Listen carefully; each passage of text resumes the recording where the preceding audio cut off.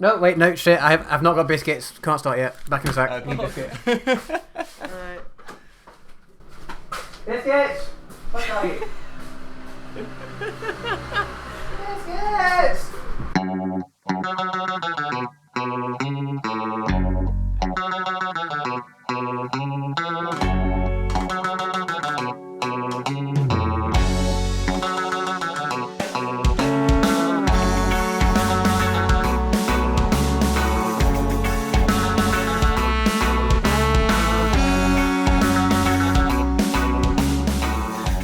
Hello and welcome to episode 86 of the MisanthroPod. I'm Snipe, and as always, I'm joined by Wib. Say hello. Hello there. And I am also joined by Drummer Matt. Say hello. Hello. How are you lovely gents today? I'm doing okay. I thought I woke up like 10 minutes ago, but apparently another half an hour has passed, so I've lost all concept of the passage of time. You How are woke you, up Matt? about 41 minutes ago. So how are you, Matt? Yeah, I'm good, thanks. Have you two both recovered from the insaneness that was last weekend? Kind of. I nearly have, I think. I mean, physically and emotionally, like, on every possible level. I've still been processing, like, emotionally. Yeah. Because it was just so overwhelming. So I've just kind of been like, slowly getting back into the swing of things. Brain-wise. But apart from stream things, how are you? I'm fine. I'm pretty sore because my health instructor is a fucking demon. I mean, like, he's like a really cool guy, but fuck. He made me, like, okay, so I'll get into it more, but I'll just say planking. Oh, okay. Ooh. Have you done it in fun places? That's the best bit about planking. That's a different thing. Why did you think my fitness instructor would make me go and plank on, like, cars or something? Just to mix it up, Exercise is fundamentally boring, so... Oh, God. Like, I wouldn't want to give him ideas. He'd fucking do it. He'd be like, climb over the top of that street sign and plank, and I'd have to fucking do it. Because I can't ignore my fitness instructor. But yeah, apart from that, I'm alright. Good. Alright, but yeah, speaking of the stream, we did the Mind Out stream last Saturday. Yes. To Sunday, which was a 24-hour charity stream. Yeah, you can't even just say we did this thing on Saturday, because that's not true. No. No. We started 4 p.m. Saturday evening, and we finished 4 p.m. We absolutely didn't. We finished at 5 p.m. Oh, no, we finished at 5 p.m. It was 25 hours. Yeah, you streamed from August till September. It's fine. Yeah, it was pretty fucking hardcore. I bet no one else can say that. We're the best charity streamers. Fuck all y'all. But yeah, and that was all proceeds of that stream went to Mind Out, a British LGBTQ plus mental health charity. Yeah. Which do great work. And we managed to raise like 3,400 quid after PayPal conversion fees and all that shit. And in a month we're gonna get all the Twitch subs and bits in, so we'll be doing another, I think it's about $100-200 from that as well. And some people donated directly to Mind Out. And a few people donated directly, which is just...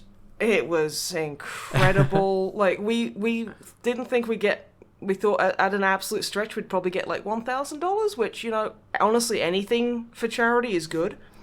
So we were like, okay, that's cool. So we set the first target to $200. We hit that before we started playing video games. It was so emotionally overwhelming at the amount of generosity and positivity we were just basically sandblasted with for 25 hours. It was amazing. And I wish I could articulate just how emotionally impactful that was, but I'm just like, there. So take that what you will. It was a lot. I just want to say thank you to everybody that, showed up and helped us out with the stream, because we had a bunch of guests in, including you, Matt, for a brief time. Yes. Yeah, various brief times. But yeah, we had various people in, and also a big thank you to everyone that tuned in and donated. and everything because, it was, I think it's safe to say, a complete success.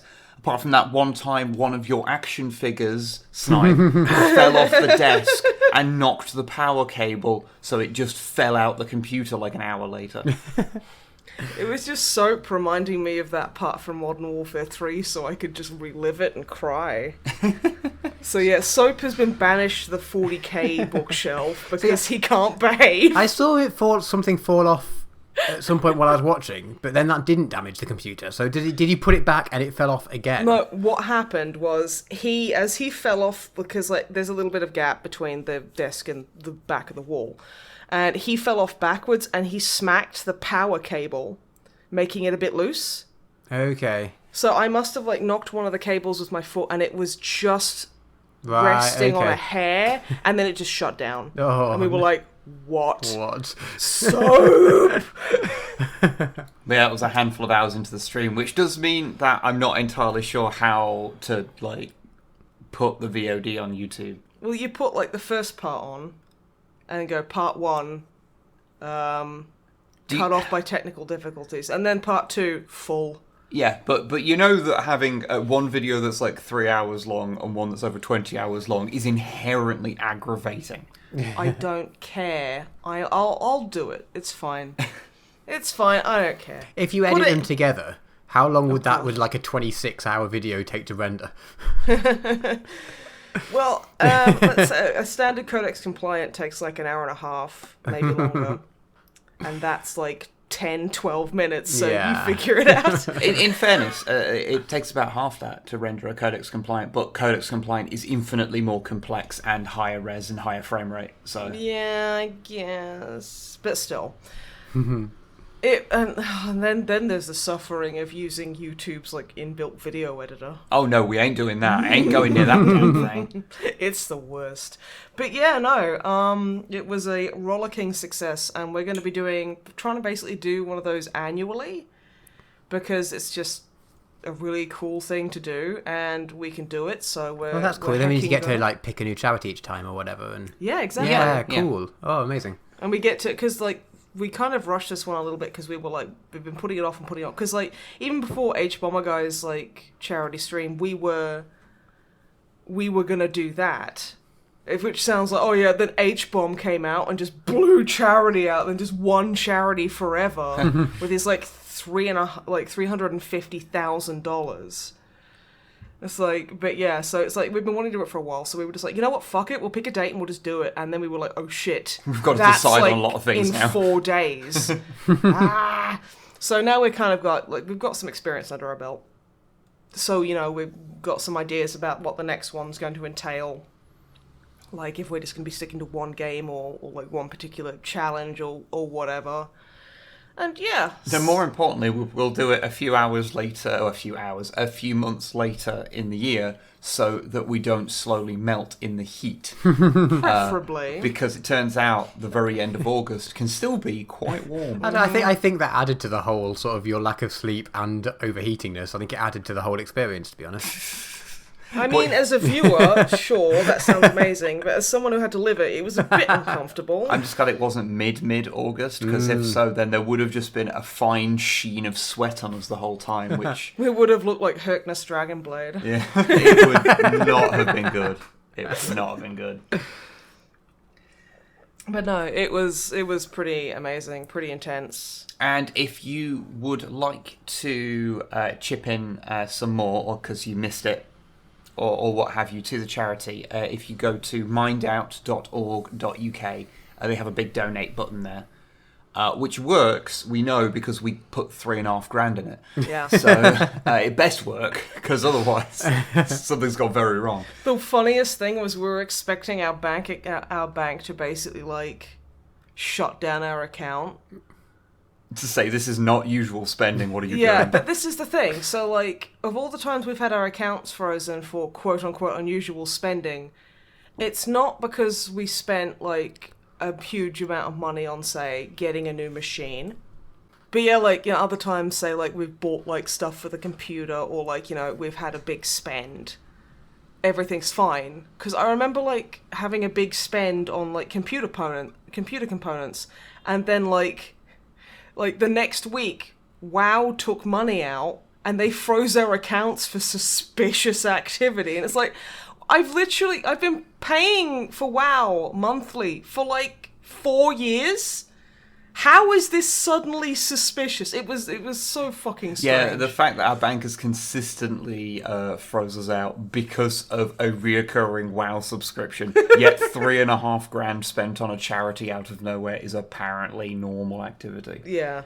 I'm beginning to think their automated system might be a bit toss. Yeah, but I mean, who cares? Yeah, it's still emotionally kind of frazzled about it in a good way. Yeah, no, it was good, and it was also fun that we got a handful bits of fan art, especially of Skinless. Skinless the Undying. Because we played a game of 40k over Tabletop Simulator, which was me against Zoran the Bear with Alpha Boosa and our friend Unity as secondary, like, little characters on the sidelines who would occasionally get involved. Alpha Boosa's character was a ratling who was he had a bunch of ratlings, yeah. Yeah, he was more of a Skaven than a ratling, the model that was used. But he got shot by a Titan and lost all of his skin. And so he didn't die. Only survivor. He didn't die. Well, I mean, he did technically, but we gave him one back that had no skin. Yeah.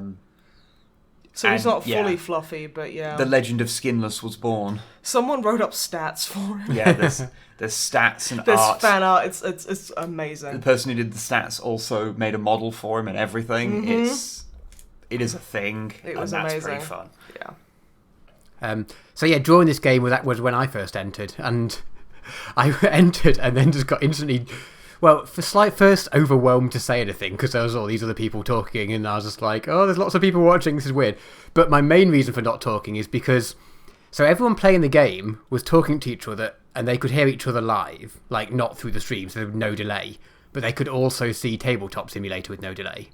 Yeah. Everyone watching the stream could see the video and audio with a slight delay, but they were in sync with each other.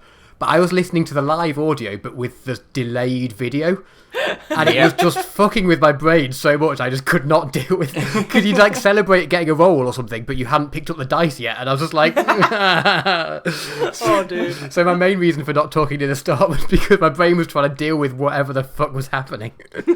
I'm sorry we made you feel temporarily displaced. Yeah, it was a bit weird. I thought I had, like, half privilege because I could listen to the live audio, but it wasn't worth it. Anyway, aside from the stream, Wib, what have you been up to in the last few weeks?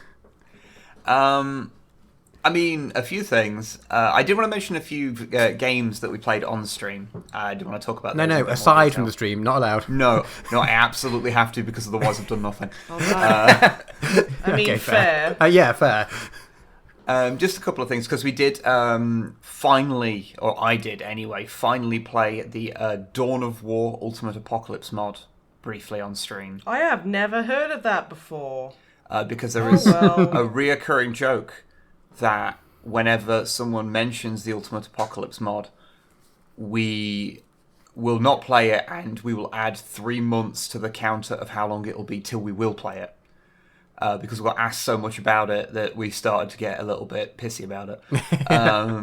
No, you guys pissy about something? Nah, I've never been pissy about anything. Not in my life. But yeah, so I finally played it, and I encountered a strange phenomena that is, after literally years of people begging us to play it, the moment I actually play it, the general reaction of people is like, yeah, the mod's alright. It's like, okay, I thought this was like, that was kind of my response to it. Like, no shade because the people that made it, it's a mod. Like, they did phenomenal. Like, really, making all this stuff work together. But, like, it's not really my thing. And I expected, I don't know, because of how much people have, like, bigged it up over the years, I assumed that the response when playing it would be slightly more than, yeah, it's a bit unbalanced, isn't it? It's like, yeah. It was just really weird. It was like, oh, hey, just being bombarded with this, you should play this for literally years of your life. And then it just been so okay. It's also a right pain in the arse to install. It's like 3 or 4 separate mods that you have to kind of install together, and it takes so long to load that you think it's broken. It's a whole thing, but I can see why people like it. If you don't know, Ultimate Apocalypse basically adds a crap load of new units, including like Apocalypse level units to the game, hence Ultimate Apocalypse. So you can build Gargants and Titans and the like. I've only played so far as the Orcs and Tyranids, because I played Tyranids in a test game, which is funny because the people that made the original Dawn of War straight up said the reason why Tyranids are the only main faction who are not in the original Dawn of War by the end of all the expansions, because the engine couldn't take it. Yeah. Which is funny that mod makers went, yeah, but that's what? And it's then just did like it. mod makers can achieve a lot more because they don't have any fucking overhead. Yeah. Or, bullshit to deal with or profits to focus on. What I can assume is that when the devs said that, what they actually meant was that how they would choose to build Tyranids would not be possible in the engine, and that they would do something slightly different with them than what the mod makers did. Would be my assumption. You heard that? Yeah. What? Yeah. You're just fiddling with your watch, so I was just like, yeah. What's going on? Okay. Okay. Sorry, it was I didn't inherently... realise you were just like, oh, she's playing with her watch. Like, yeah. I know, it just threw me off, so I started looking down, and it's got whizzy graphics on it and stuff. Whizzy graphic? What? It was showing like a heart rate thing. Yeah, it's showing me my heart rate, and you can see it's increasing because I'm getting confused and angry with you. I started at 54, now we're here. Oh shit, 69. Nice. But yeah. Anyway, I'll move. I can't believe that flashing lights can distract you so easily. They can when I don't know what they are. It's like, that thing's got like bright green flashy LEDs on the bottom of it. Yeah, it's rad. That's what it does to test my heart rate and Yeah. stuff. But I didn't know that, and you left it on the table, and it started flashing, so suddenly on the table there was this fucking strobe of green light as I turn around and it blinds me. And I'm like, okay, good. It likes you. Oh, it wants to be friends. Anyway, I'll get back to stuff that's actually supposed to be in the podcast. Yeah, maybe. But yeah, so anyway, played it finally, so hopefully no one will ever mention it to us ever again. My guess is within 4 days from this podcast being released, someone will mention it. Someone will innocently mention it. Yeah. They haven't even listened. Yeah. They'll be like, Yeah. It's like, I remember this happens quite a lot when we were still doing Snipe and Web Plays, which technically we still apparently are, whoops. Where, say we played something like Hatterful Boyfriend, and we played it like a good few years ago. And then we'd play something like 4 years after that, and someone in the comments would be like, hey, if you liked this, you should try Hatterful Boyfriend. And it's like, yeah, probably should. Yep. And in fairness, I can't really blame the average person for not having an encyclopedic knowledge of everything we've played. No, that's fair, but then... I don't remember everything we've played. Yeah, but then you get like some people going like, oh, Snipe, have you played Blood? I think you might really like it. And I'm like, are you new here? Obviously, yes. It's cute. I am joking. I'm just like, oh. The other thing I'll mention from the stream in terms of things that were played was I played through the entirety of Clive Barker's Jericho. So that fucking game. So for people who do not know the backstory, because we've brought it up a few times, but not in a while, Clive Barker's Jericho is a very bad video game. And it is the video game that is partially responsible for us getting into YouTube. Because although we never did anything with it on the channel, one of the reasons why we wanted to get into making videos was to basically tear that game apart. Now, we don't really do that anymore, but it's still got this kind of lingering legacy for us because this horrible, acrid aftertaste. Because it is like, because I don't know, I try and be way more positive these days about stuff. There is nothing positive about Clive Barker's Jericho. But it's actually a game that I find it impossible to be positive about because basically everything in it is terrible. And it finds new and interesting ways to be terrible when you come back to it. And so yeah, as part of the stream, said we'd play through the whole thing, which was probably a mistake because boy howdy is that game just as bad as I remember. I was wondering if, like, having gone through personal growth in the intervening time since last playing it, I would not hate it quite as much. And I mean, I don't like hate it. Like but I did just play through it and go, yeah, basically everything I'd ever said about this is still accurate. Like, a few years back, I tried to finally put together a script for a review of it, and I got to, like, 4 pages, which is about 10 minutes worth, before I'd got past the intro of the game. He was ripping at that fucking hard. And it's for good reason, because, like, every, 10 seconds, something unimaginably stupid happens. And not even in a funny way, just in a annoying or insulting your intelligence way, or just for so I won't start listing all of the game's failures because honestly I refuse to edit a 47-hour podcast. Yeah, just accept that basically every level of the game has something that is fundamentally broken in it.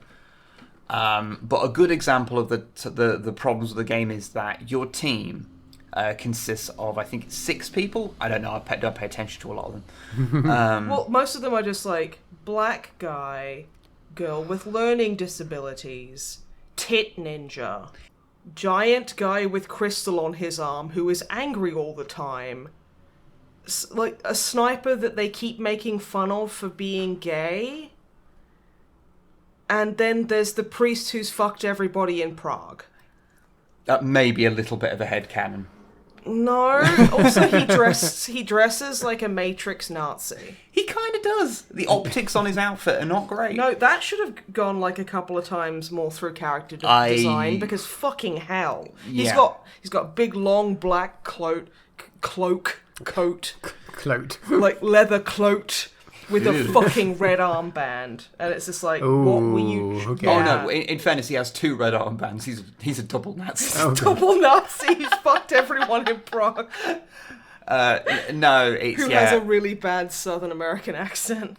Yeah, and then there's Steve Bloom, who is just Steve Bloom because he's always people. He possesses people because he's Steve Bloom.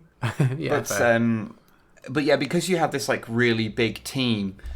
Even the most basic enemies in the game have to be bullet sponges because you always have so many people on the field. So it means that at no point in the game do your weapons feel powerful or satisfying. Like, the most effective weapon in the game is the sniper's underslung grenade launcher, because that's something which a sniper rifle has. She has a grenade launcher. Yeah, it's crazy. Yeah, that makes sense. That's what snipers need. And that's basically the only weapon in the game that is worth a damn. The rest of them are just kind of pea shooters. And yeah. But should Clive Barker's Jericho ever end up in your sort of space for you to play it, I apologise and wish you the best. I would recommend that you do not. A second full playthrough of it did not make it any better. But if you must play it on easy, because the awful, awful boss fights that do not communicate how to beat them, you can at least work out how to do them slowly whilst getting slowly pelted with things, as opposed to repeatedly dying. And having beaten it on normal previously, you are not going to feel any more satisfied having done so. So if you must play it on easy. Or don't play it at all. It's actually kind of hard to play now because you have to go buy it physically, because you can't buy it on Steam anymore. It's been unlisted as far as I'm aware. For good reason. Shock horror. For good reason. It's been unlisted for the public safety. But apart from them video games played on stream, I have watched a couple of things.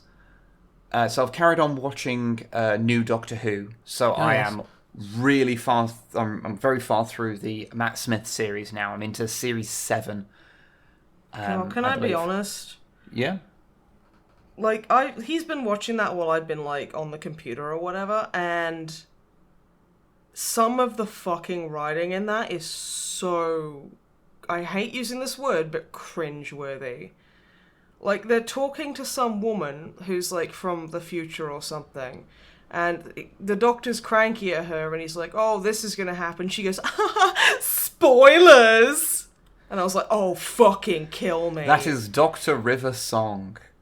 And I hate it. Yeah. Well, like, it's just, and then the doctor every 5 minutes turns around and has to give a speech about how he's the doctor and he's so cool and his dick is just too big, and it's so fucking annoying to listen to. Yeah. You don't even have anything that you're just like, no, yeah, that's exactly it. Okay. Like, when you watch it in its totality, these individual elements are not as all-encompassing as it appears to you, but also, yes, I also hate them. Okay, so, glad it's not just me. No, because when I last spoke, I had basically watched, like, one episode of the Moffat era. Because obviously Stephen Moffat took over as showrunner after the David Tennant run. He had written multiple episodes in the previous runs. Some were good, some bad, like any other writer, ups and downs. But now he's a showrunner, and I say now, he's stopped now. Chris Chibnall, I think, took over. A lot of the complaints I'd heard about Stephen Moffat's run, I was watching it, like, wanting to enjoy it, because I've been really enjoying the David Tennant run, and just over time it was just wearing me down. Because, like, so there's good things, because the show took on a more cinematic kind of tone. Like, it got a little bit less kind of goofy TV, and in sort of the actual presentation of the stories, but the look of it started to be more kind of filmed cinematically, for want of a better term. And it makes the serious stories have a lot more weight to them because of it. And the music had improved, like all those little things had kind of improved to make the show what it should be, kind of stronger. But the downside is that with that tone, it was a lot harder for them to just have fun episodes, because inherently it was structured to be a little bit more serious.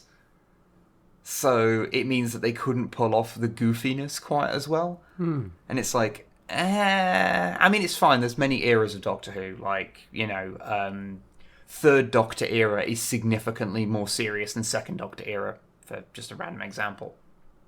Like, it's just been kind of the thing. But, like, just, it sort of took a little bit of the whimsy and fun out of the show for me. And the writing's just kind of like, the overall writing of, like, the kind of structure is just fucking terrible at times. Like, everything is this big important thing. Like, yes, silence must fall when the question is answered, and it's sort of asked. And it's like, stop late. Not everything has to be important. Sometimes the Doctor can just go somewhere and it's just a fun little romp. No, because sometimes he goes to the Burger King and then it's a Dalek front and the little Daleks are wearing hairnets, and then they're like, oh, the Doctor's not very good, and then the Doctor has to, like, burst into this 27-minute spiel about how he's the Doctor and he's the coolest dude in the whole universe and stuff. That is a remarkably accurate description of your average, like, Stephen Moffat era episode of Doctor Who. He goes to the shops. There's a Dalek there, and it's this big front for this world-ending bullshit to do with, like, cow's milk and cheese. And the Doctor's like, hey, check out how good I am at sex, and then the Daleks explode. I mean, basically, yeah. What I'm saying is BBC needs to fucking hire me because I'm a better writer than Stephen Moffat. But yeah, I mean, it's not like every episode is, like, directly connected to the bigger story, but, like, whenever they do try and connect it, they always make everything out to be this biggest deal. Like, so there's an episode that I completely forget what it's called, but it's the Assault on Demon's Run. To be fair, that is a fucking badass name. So the theme of the episode is that the Doctor has to like gather together, pull in loads of favors that he's earned over the years to like get this hardcore team of people together to go and storm this place to be able to gather, to get someone who's close to him who's been kidnapped. I don't want to give away like explicit spoilers. And it's like, okay, that's a cool idea, because then you could because you've got the entire span of Doctor Who history to pull characters from. So you could go back to old Who of like characters that owed him something that would be useful to storm this space like military base. You could do something really cool with that, but instead they just don't. And most of the characters that he summons are people that you have never ever seen before. So it's like, well, it's cool. I mean, you can say that, that's fun because it's showing things from adventures that we haven't seen yet or what have you, but it's like, also, it just undermines the whole premise. And then there's like this big spiel about how this will be his grandest moment and his greatest fall. And then you learn what it entails and you go, I mean, neither of those are true. Like, it's just a thing that happens, and it's not particularly grand. What the point that's like really bad about it? It's just like, And I don't want to give away what the question that they talk about is, but when you learn it, you go, oh, fuck off. That was like a couple of seasons of dragging you around by the dick to just make a fucking dumb reference. I thought you said just to make a dick joke, which I would be okay with, actually. I'd be fine with that. It's a weird thing, actually. So, like, talking about the reference thing, they have a weird thing in this run of... So you know how the show's called Doctor Who, but the Doctor's just called the Doctor? Mm-hmm. And it's actually incredibly rare that the term Doctor Who ever gets dropped in canon. Yeah. See, I'd be like, who? What are you doing in here? Well, I'm the Doctor. The Doctor Who. Yeah, that is occasionally done in the series, just as a little, yeah. Whereas... I don't know if it's just me noticing it more, but this seems to get done way more in the Moffat era for some reason. Because it's in case you forget what show you're watching. I don't know. I think, as I put on Twitter, that my problem with this run is... Because, I mean, there's good episodes and there's bad episodes, that's fine. But I just wish the writing was as smart as it thinks it is. Because when it tries to do these big elaborate twists, my reaction has always been, well, I already guessed that. Or... I mean, sure, but whatever. Like, I've never been like, oh wow, that was a really interesting turnaround. It's just like, oh, okay. But it like dresses it up as if it's really cool and smart. And I know Doctor Who is fundamentally made for kids. Like, but I don't know. Doctor Who used to be better, so it's not really an excuse. You can't just say, oh, it's for kids, it's allowed to be shit, because... Oh, yeah, well, Like, just because they're kids... No, I'm saying that a lot of people use that as a defense for something being poor. To clarify, what I meant by that was that... something that is written for kids is not necessarily going to enthrall and engage me as an adult quite as much. No, that is a fair point. That is a fair point. Like, I mean, Teletubbies has just fucking gone so far downhill. Oh yeah, I know. Don't get me fucking started. Like, what was with the Tubby Custard arc? That was a waste of everybody's fucking time. You do realise Teletubbies probably hasn't been on TV for at least, 18 years. Don't care, I'm old! My reference material is very limited. Last time I saw it was my brother was... Oh, fuck. My brother's, got 2 kids now, so it's been a while. I think our nephew James, I think he has, a Teletubby toy. Probably. I think he has the same one that my brother really liked, which was Poe. Which is the small, cute, red one. Okay. I think that was that the one with the circle? The circle, yeah. They had the Why little do I know scooter. that? Well, you presumably had, young relatives at some point. Presumably. I mean, I don't like to, assume or anything, but... And what we really should be talking about is the discourse between the Teletubby fans and the Tweenies fans. Okay, I'm going to stop you right there. Like, seriously, the Tweenies is fucking shit, and it made me genuinely angry because all of them were stupid, snot-nosed brats, and I hated them. It was like fucking... I fucking hate the Tweenies too, so... Well, no. My little brother, one of my little brothers watched it, and man, did I fucking hate that show. Like, Well, you know how you kind of deal with kid shows when you... Like, some of them you actually kind of like enjoy, especially when they get a bit older. Yeah. But like the real kind of preschool sort of shows, some of them are like just innocent, but every now and again there'll be one that you just viscerally hate. It was just a bunch of bratty, like, demanding, entitled, like, quote-unquote children, like, just being bratty and demanding and douchey. And it just made me super angry, and I was just like, all of these characters are dicks. I hate them. Yeah, I had that. I think the idea was to make them be like, you know, real kids and then have them learn. Nobody likes real kids. Not even kids like real kids. Kids suck. Oh my goodness. But toddlers are great. They're like they will literally basically let me fish for them for like an hour and think it's the funniest thing in the world. That's a very specific When we went to see my brother and his girlfriend and the kids the other day, he basically, because he's 3 now, and he brings out this like bag of like magnetic fishing kind of thing. So like all these little fish have like little screws in their mouth. So you know, at the end of the fishing rod's got like a little magnet. And like we were catching fish together. And then I went to bite one of the fish and steal it, and he just thought this was the funniest fucking shit he'd ever seen. So he put his fishing rod away and told me that I had to go fishing. And then I'd be like, oh, look, I'm fishing. Oh, I've got one. Oh, it's a jellyfish. And then he'd run up, bite it off my lure, and then just run away with it. And then I'd have to, like, do this big performative, like, oh, traitor! I've been... thief! And, like, he was honestly so fucking entertained. It was great. It made me feel like a comedic powerhouse, and I loved it. But... Sorry, I'm just so proud of myself for being really cool with fishing and making up dinosaur lore. Because he likes my New York dinosaur death noises that I do. Okay, as much as I want you to explain that, we are getting so far into like a tangent of a tangent of a tangent. And That's why I'm here. And I'd really like to get back to the point of the podcast for a second. No one can ever... Okay, like, comment, subscribe if you want to hear the dino, like, New Yorker.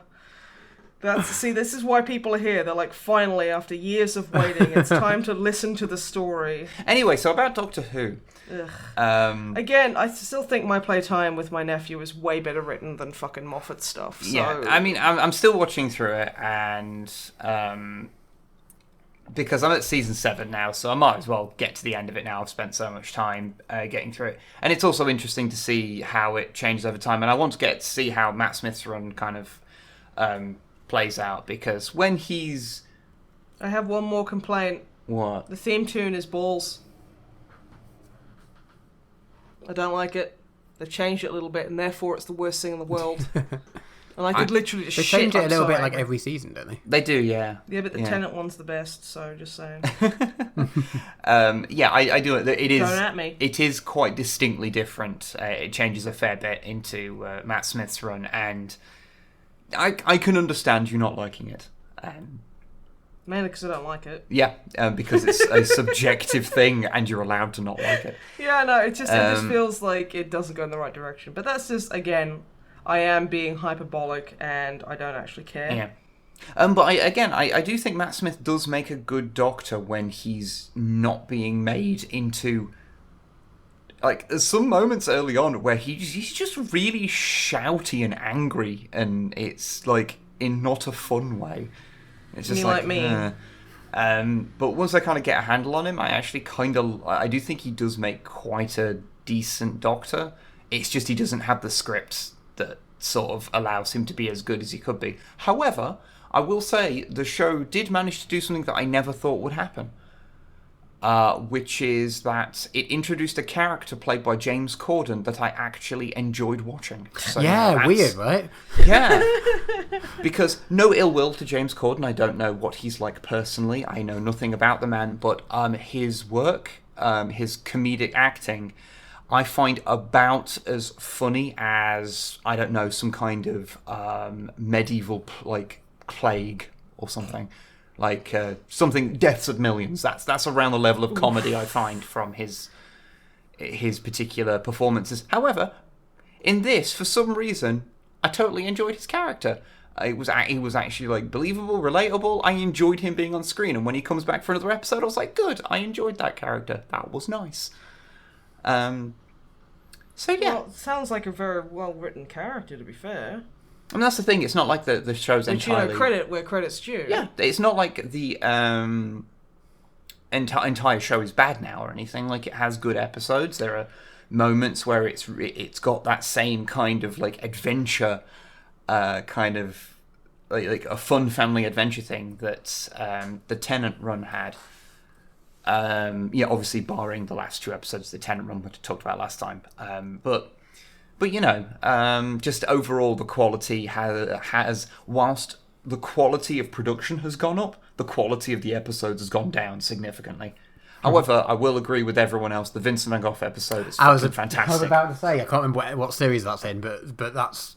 Yeah, have you got to that one yet? Because that's an amazing episode. And it is fantastic. This is ridiculous. Were you crying at the end of it? Or?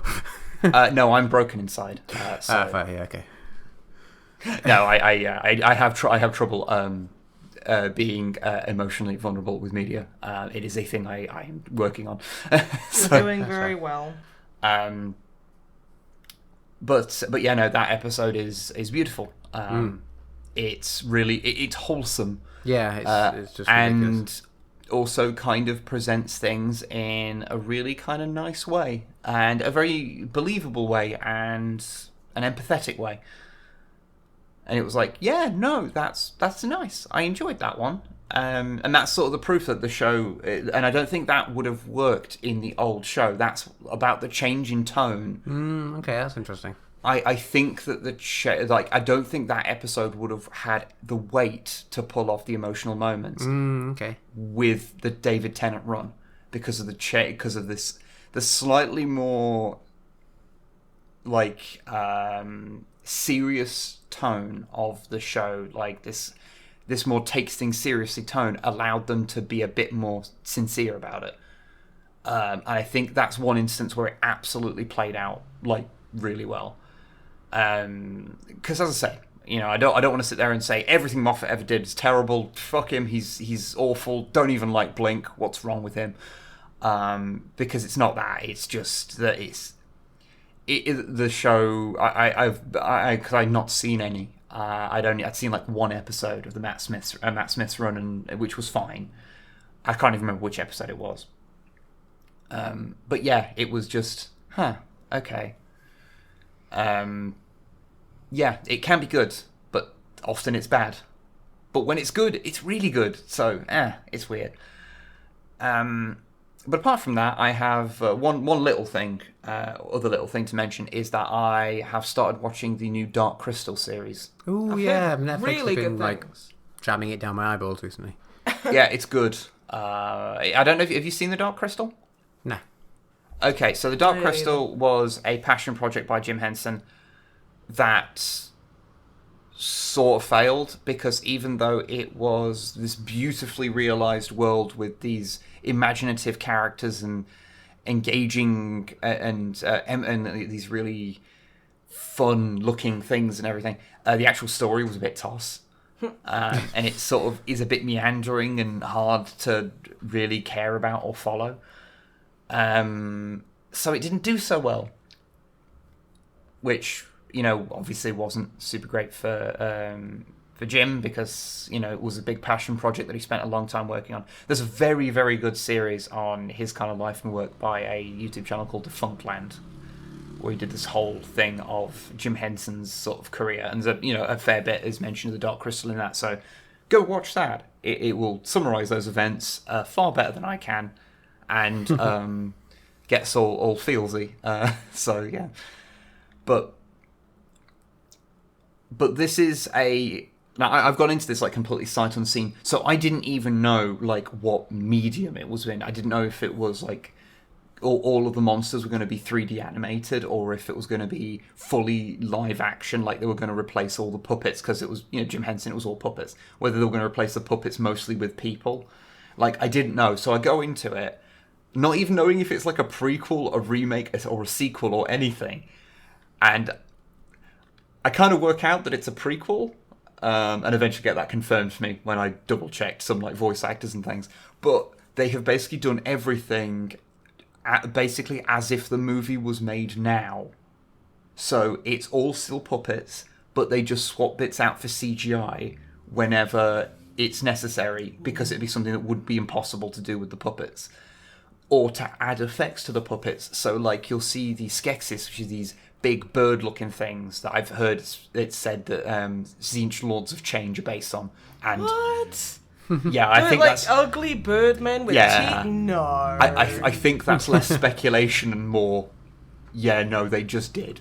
But like, so they'll animate their tongues with CGI occasionally. So like, you'll see their tongues move around more naturally than just the rubber tongue that's normally in there. Or you'll see all their eyes move around. And yes, you're laughing at the term rubber tongue. Yes, understandable. Sorry, I was just like, don't laugh. You're just too busy getting excited by the Skeksis rubber tongue. Well, I mean, I'm only human, aren't I? But yeah, so it's like done all with puppets, but with modern techniques of doing things, and the show looks fucking amazing, because it is basically they'll do everything practically that they can. And it's only the things they can't that they'll stop. I mean, I still think that the Gelflings... that sounds like such a made-up word. I mean, all words are made up, but you know what I mean? Like, excessively made up. Yeah, I'm just making sure I got the name right, because then I had a moment of thing where I was like, wait a minute, the Gelfs are the thing from Red Dwarf, a genetically engineered life form. Mm. Yeah. But yeah, I still think that the design for the Gelflings, I hate it. For the most part, I don't know why. I think it's because they're just weird. I think it's because they're almost human, so they end up... It just looks like someone's tried to draw the Beatles, but wasn't artistically skilled enough to manage it. It's like someone made the caricatures from Yellow Submarine into like flesh and blood creatures. It's like someone left like Ringo Starr in the oven. And there's something about that kind of uncanny valleys me something fierce. They're a lot better in this show than they are in the original movie. Because you only really see a couple in the movie, and yeah, whereas you see a bigger variety of them in the show. So not all of them look quite as bizarre to me, but that's entirely a subjective sort of viewpoint on it, because the rest of the things look amazing, and there's lots of little like creatures that appear in the background and stuff that have that kind of Henson cuteness. Like there's like a little tiny like Stegosaurus in a cage. And yes, he's so cute. He's got like crystal spines. No. He is in the laboratory of the scientist Skektek. That sounds like a big evil corporation. Yeah, the Skeksis, the Skeksis that is voiced by Mark Hamill. Because there's shitloads of like where you look through the list and you go, okay, so Captain Lorca from Star Trek Discovery does a voice. Jason Isaacs. Andy Samberg. Andy Samberg does one. Simon Pegg does the Chamberlain, and everyone goes, "Wow, I did not hear him in that at all." Is that like the David Tennant in that in Final Space, where you just can't hear anything about him at all? Yeah, very very similar to that. And of course, Mark Hamill, who was the only one I recognised, because you hear it and you go, "That sounds like a much more screechy version of the Joker." Like, oh yeah, it's Mark Hamill. Okay, there's a reason for that. But I'm only 2 episodes through, and you know what? It's pretty damn cool. It still suffers from the, sometimes a little hard to like grasp the universe, because it's just lots of weird shit all the time. It's like playing Xenoclash. Oof, yeah. Stuff you want to learn, but you can't help but get overwhelmed with. But because it has more time to actually deal with these things and to build it up than the movie did, it's able to explore them a lot better. So, yeah, I am enjoying it. I will watch the rest. There's 10 episodes in total, and I cannot wait to watch more of them because, if nothing else, as a fan of practical effects, just watching how they've done everything is genuinely kind of fascinating. So, yeah. But that is all I have done. So, Drummer Matt, the Drummered Matthew, how have you been? What have you done? Tell all. Well, okay. Put it in a memoir, then read it out to me right now. Okay. There's a pen. Right. Y'all. Write it real time. To whomst it may concern. I really want to button master my keyboard, but I don't know which hotkeys stop the recording, so I don't know. So pretend that I'm button mashing on my keyboard. Okay. Oh, listen to all that button mashing, listeners. Click. The trick to doing that is that you put your cursor into a notepad file and then do that. Yeah. I still probably accidentally press Windows something. Yeah, like Windows delete System 32, which is a hotkey, obviously. Yeah, obviously. So I have been space trucking, and I thought, I should be doing more sensible things, and then it got to I was playing. So this is Elite Dangerous for those who haven't caught my last. I think probably at least 2 podcasts where I've been space trucking. So after the last podcast recording, I'll sit down and I was playing a little bit, and I played for a day or two, and I was like, right, okay, what game shall I end up getting to talk about in the next podcast? And then I accepted a mission that was to deliver some space tourists to somewhere beyond the centre of the galaxy. So how it works is that you can fly around a system. So if you're in the solar system or in there's a star and planets and things orbiting it, you fly around. But to go between stars, you do this hyperspace jump thing. So you don't have to travel between stars because it would take forever. Yes, literally. So, yeah, basically. But jumping between star systems, I think the most efficient you can do it is about 45 seconds, because you need to charge up your drive, do the jump, and then wait for your drive to cool down, aim at the new place, and then charge up the drive again. And so the most efficient you can possibly do it is about 44 seconds per jump. And the place where I was trying to aim for was, I think, total there and back more than 2,000 jumps. Oh. Which, if you very roughly, if you round down and say, right, well, that's, 45 seconds is 80 jumps an hour. But if you, realistically, you're not going to be fully efficient all the time. You need to stop to refuel sometimes. Which, and if anyone's played, you can do it while flying around the stars, but I couldn't be bothered to do that. So occasionally I just wanted to stop, and then that gives me a chance to scan the systems that I'm in and get some data for, exploring and scanning things. So if you say, 50 jumps an hour, that's... What's that? I haven't done the math yet because I didn't want to terrify myself. In the last 2 weeks, I've played at least 2,000 divided by 50 is 40 hours, I think. Right. And I think it was more than 2,000 jumps because it was about 1,000 to the centre to see the big black hole at the centre. Because I thought, I'm going near the centre, I might as well pop in and just see what a black hole looks like in this game. Yeah. And then beyond the centre and then back. And it was definitely probably more than 2,000 jumps. But because I'd accept this quest, even though it's I had 3 weeks to do this quest, because the quests have a time limit. And even though I had 3 weeks to do this thing, I'm going back to the UK as of when people will be listening to this 3 days ago. Tomorrow for real-time us. So I was like, okay, well, I've actually got 2 weeks to do this thing, and then I'm going back to the UK and not taking my computer, and then the quest will fail while I'm away. So I was like, well, it's completely meaningless. I could just fail the quest or abandon the quest. But let's see, let's set that as a challenge and see if I can do it. And I have been filling all of my spare time in the daytimes when Ruth's at work and things with just sitting in space trucking. And then occasionally she'll go to bed at a normal time and I'll stay up for an hour and just put another hour shift in. I finished it half an hour before we started recording today.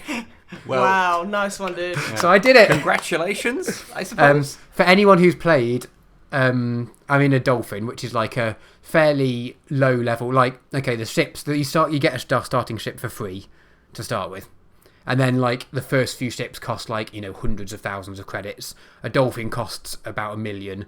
Once you get to end game, the ships cost 150 million or something. Just to give you a sense of where I was in the progression of things. Yeah. So I could have probably done it quicker if I had a ship that could do longer jumps, because if you can because my ship can jump about 30 light years. So if you can jump longer, there's less number of jumps, but each jump it takes the same amount of time regardless of how far you jump, because it's just like you're going faster than light. The jump just takes, I think, 15 seconds or something real time. It sounds very similar to how like Star Wars hyperspace jumps are supposed to work. Okay. It's not really communicated in movies or anything particularly well, but they like have jump points, and it's like how good a hyperdrive is if I remember rightly. I may be very wrong here. Please don't at me, Star Wars fans. I don't care. But it's like how many jumps they can make like in one go. Okay, How that works. Similar sort of thing. Because there's different classes of hyperdrive, and so like the Millennium Falcon has like a 0.5 hyperdrive, I think. Whereas like a lot of big capital ships have like a class 1 or class 2. Okay. Yeah, how it works in this. Yeah, you can jump. You've got a certain distance you can jump, but each jump only takes the same amount of time. So if you're in a ship that can jump further, you can go a further distance in total with less jumps. So I think you can do the Centre of the Galaxy trip in like 8 hours, I think is the record to get there from like the main where the humans start area. Yeah. It took me longer than that. Plus, you want to stop sometime and check out like various sites on the way that you accidentally see, and also because it's like such a long way away from where everyone starts, and there's space is big. Like there's a lot of star systems. So basically, whichever way you go, you're going. Once you get away from where most people start, you're discovering new systems. So then you get like this system was discovered by Drumblebee sort of thing whenever, and if anyone ever visits them in the future, which is quite fun. But yeah, the terrifying thing. Yeah. I've heard you talk about this game a fair bit, and whilst I've been like casually sort of interested in maybe giving it a go sometime, it is only now that you have described this absurd thing you have done that part of my brain goes, you should play this game now. No. You can play it. So I've been playing, you can play it, it's like full online, so everyone, you bump into people, although once you get to the centre of the galaxy, like there's no one there, but you can jump into people. So I've been playing in solo mode just because I had a few like incidents with like griefers and things. You go to like, sometimes you need to pick up a rare ingredient to unlock something or for something, and you go to the one place where they sell it, and then I just get killed by someone way more powerful than me. And I was just like, this is just, I can't be bothered with that. So I've been playing in solo mode, so you get all the NPCs and things, and all the planets are sort of, if you discover a planet, it's still the same world. You just don't see the other people in it, if that makes sense. Sounds perfect, honestly. Which, to be honest, because I just, after a couple of times with griefers, I'm like, I could get better at avoiding them, or I could, but you know what? I just want to enjoy it how I enjoy it, so fuck it. But you can play in like a middle ground, so if you can play with friends and things, so you'll be online together, but without anyone else. So the best version of multiplayer. Yeah, basically. So yeah, if you get it, we can join up in what's it called, a squadron or a wing, or I've never done it, so I have no idea. Yeah, no, there's something about getting to the other side of a universe that is that you can go further. So I went basically to the set. So we start where Earth is, because the human sort of bubble of where the humans are is like, I don't know how big it is, but it's vaguely centered around where Earth is on one of the one of the arms of the Milky Way. Yeah, because we're like halfway down one of the Milky arms. Yeah, vaguely. We're the Milky closer. Way. If you look at it from the top as like a disc, we are closer to the edge than we are to the center in one direction. But yeah, so I went into the center and then out again on the other side, basically a little bit. And yeah, it was just like, I was like, this is such a stupid, like I could just abandon the quest and I lose. It was quite a valuable quest because, like I said, so at this point I just bought my ship for $1 million and I'd upgraded it with all the things. There's various, I upgraded like the frame shift drive, which is their warp drive type thing. Or there's a casual warp drive for just flying around because you do go faster than the speed of light, so it must be some sort of warp or something. But then there's the big warp drive thing for doing your big jumps. Yeah. So I'd upgraded that, and I'd upgraded all my other things to be the lightest weight version, because if you've got less weight, you can jump further. So I don't know what I'd spent on that, but in the single digits of millions on that. And this quest was rewarding me 28 million. I was like, well, that's a big jump compared, that skips me a big chunk of progression right there. Yeah. And actually, when I got back from my exploration data, I'm now sat on like 250 million, so I can now afford the best shippers in the game just from this one trip. So that gives you an idea of like the scale of this. It is a big trip to do. So I will say that's really cool because it's effectively allowed you to forge your own little narrative there. Yeah, totally. How your character has achieved things that they went and did this one ludicrous thing, and that allowed them to. Yeah, exactly. That's why I really like that. You can because you get a rank in like this trade, combat, and exploration. So you can level up. You can sort of make it just as viable. And okay, fine, if you're wanting to be completely, as efficient as possible and min-maxing things, there are the best things to do to get money quickly. But basically, as far as I can see, like there's no good thing to do or bad thing to do. Like you can go make money by taking bounties and fighting pirates and combat people, or you can just pick a direction and go really far and come back and sell data to get money that way. Or you can trade stuff, so you can just set up trade routes between planets and buy things buy low, sell high, sort of that sort of gist. Yeah. And you can buy high, sell low. But you can. Isn't going to work out for you, but it's not. Yeah. So yeah, I really like this game, and it was just such a silly little, meaningless little thing that I was just like, you know what, I'm setting myself this challenge, and now I'm going to do it, and I've done it, and I'm like, oh, that meant nothing, but it's still quite satisfying. But I'm glad I finished it, because it would be really annoying if I ended up like a few hundred jumps out, but then I have to leave tomorrow morning, and even though I could still come back, I'd fail the quest, and then. Also, and even though in the end it worked out that was actually a tiny fraction of the money I got for doing the thing, it still would have been really annoying to just miss out. So, yeah, that's basically what I spent the last 2 weeks doing in any given free moment. But yeah, it's a really fun game, and I don't think it's too expensive, to be honest. I can't remember. I got it, like I said before, I got it when they were kickstarting it, so I got it for like 20 quid or something. But I don't think it's like crazy much now. But anyway, so while I was doing that, I was watching, because it's a very much you have to pay a bit of attention to try and do, because I turned off there is a thing, when you could come out a jump, you're aiming straight at the planet, and if your accelerator's still on, you just keep going and you will crash into the planet and into the sun, whatever the star is. And you don't die from doing that, because there's like an emergency, your drive cuts off when you get a certain distance from a planet or a star, so you don't crash into things. But it does do a bit of damage when you like emergency stop out of your like light speed travelling. So it wasn't in. So I turned that off because I wanted to do it as quick as possible. Until I don't want any emergency stopping when I come out of this jump. I just want to keep going, and so I had to pay a bit of attention. But I did manage to watch a few things in the background while I was doing it. So I have a couple of thoughts on those. Okay. So, well, I mean, I watched a lot of Critical Role, obviously, because that's a good background thing to watch. What episode are you up to? I am up to Campaign 2, Episode 28, I think. Ooh, getting there. So, yeah, I'd slacked off a bit. I'd been listening to other things for a while, and I was like, oh, I need to get back into this. So, yeah, making progress. I've just passed the point where the big spoiler that I knew about has now happened. So I don't have that floating over, and I won't mention what it is. But if you know what it is, you probably know what it is. If you know what it is, you know what it is, and try not to spoil it for anyone else. But oh my god! So that's just happened, because that's been kind of hanging over me, because I found out about that before I started watching the second campaign.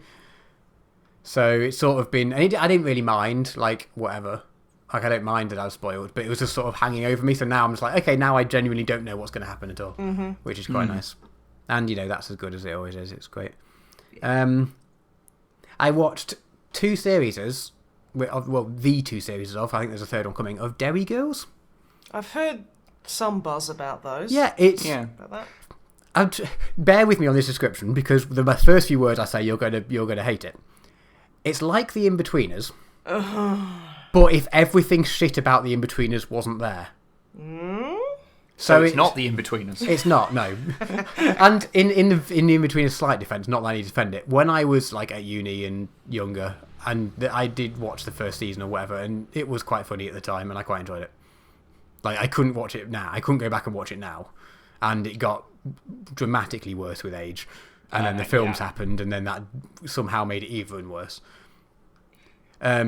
It has funny bits. It has issues. I'm not going to get into that anyway. But it's set in a school, and they're sort of similar sort of sixth form-ish age. But it's everything that the In-Betweeners isn't, and it's brilliant. So funny, good, interesting, well written. Yeah, but also like quite deep. So it's set in Northern Ireland during the Troubles.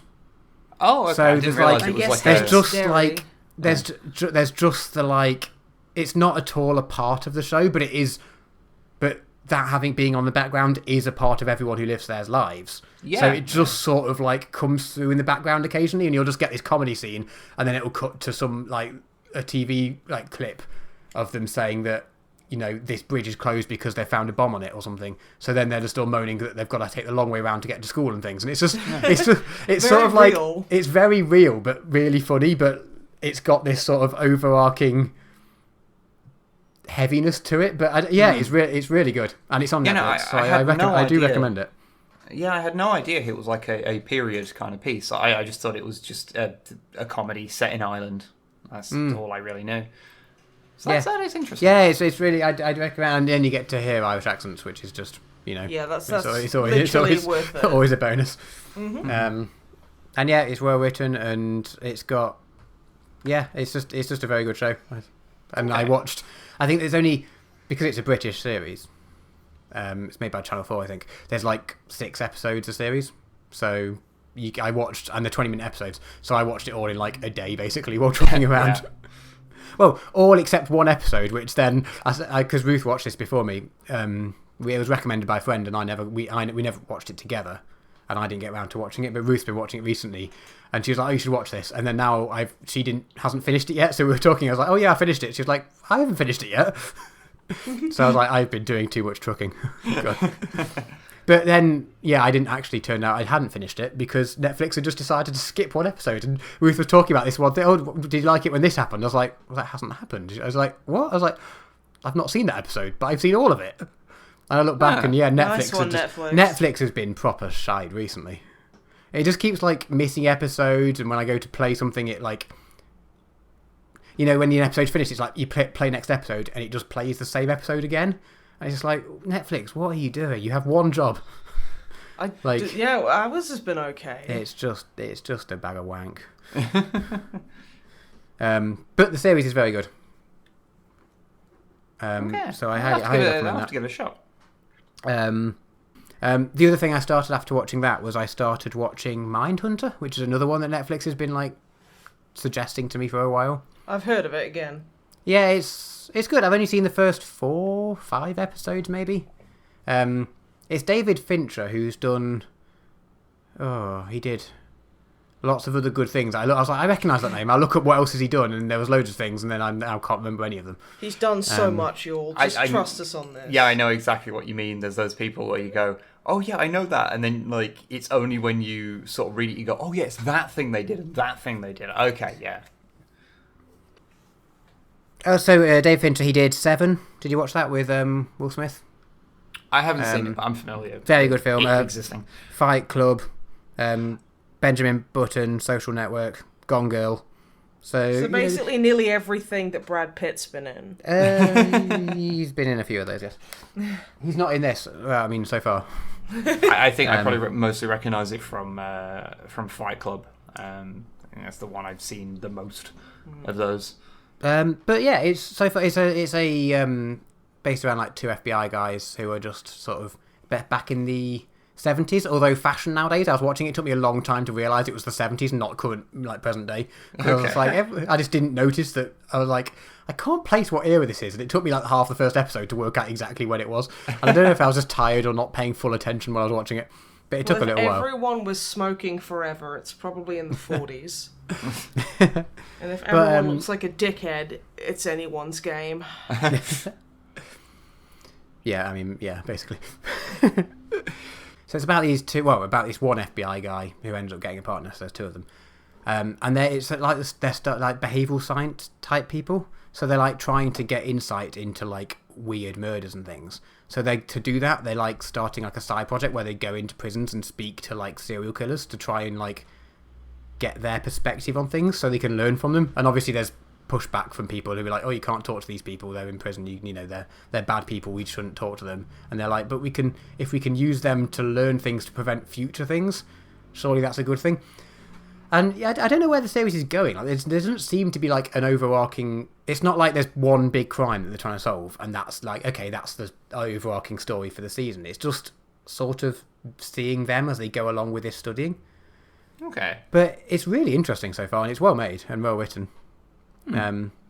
So sort of, yeah, like a sort of detective cop show. And there is like, you know, sort of baddie of the week sometimes. There's like, they'll go to a town to like speak to someone, and they'll, because their day job is they're like travelling around giving like behavioural psychology sort of lessons to like just random small town cops to try and help them out a bit. So then the cops are like, oh, we've got this case, can you help us on with it? And they'll use some of their insight to try and solve that. So there is sort of little crimes and little puzzles to solve on the way. But there doesn't seem to be much overarching stuff, and I'm really enjoying that as a series. It's like, it's not obvious where it's going to go or what it's going to do, because it doesn't seem to be doing anything. But that's really sort of refreshing in a way. It's not just like, oh, I mean, they're going to do this, and then they're going to win at the end of it, and then that's the series. Which, you know, is a good way of making telly, because it makes sense for a series to do that. But it's quite nice watching a series that's really good and really enjoyable, but just doesn't seem to be doing that. So yeah, if you want like a sort of cop drama type thing, but with a slightly different twist. So far, it's been quite good. I don't know, like I said, I don't know where it's going to go, and I've only seen the first 4 episodes. So if it becomes terrible, that's not on me, if I have to have recommended it. But so far, very good. One more thing, just I've got a quick recommendation. Do podcasts come under the sort of realm of whatever we're meant to talk about on this podcast? I'm sure they do. Sure, it's probably fine. No, you can't advertise other podcasts, because otherwise people won't listen to this podcast. This is so very people true. can only listen to one podcast a fortnight. It's the rules. It's the podcast rules. You have to download like separate podcast app, because you can only listen to one podcast within each app. Because otherwise the podcasts will fight, and the MisanthroPod will win. Because it is an eldritch monstrosity that will devour other podcasts. Not because it's better, just because it was born wrong.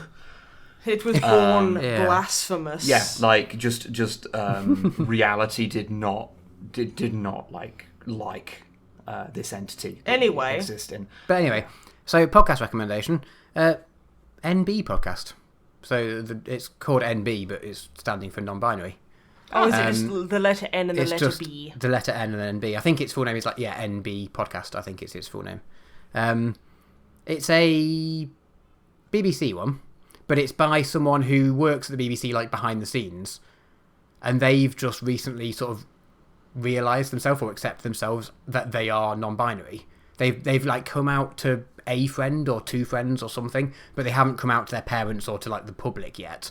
So they made a podcast where they're just going to talk to other people, other non-binary people and various other people, to sort of work out themselves and just to discover themselves. And then they're using the podcast sort of as a way that they're going to come out as well. So the fact that the podcast has been released is them coming out. Yeah.